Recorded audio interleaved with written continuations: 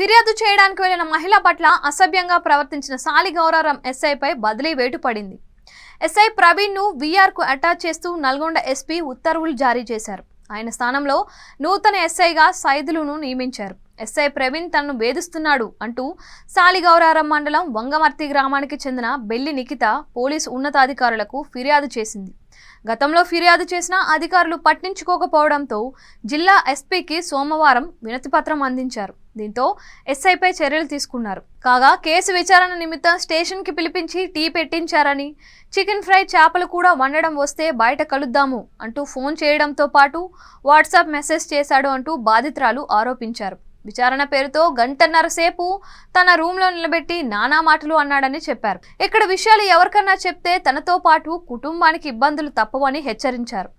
తనపైనే కుల సంఘాల నేతలతో దుష్ప్రచారం చేయిస్తున్నాడని ఆవేదన వ్యక్తం చేసింది బాధితురాలు.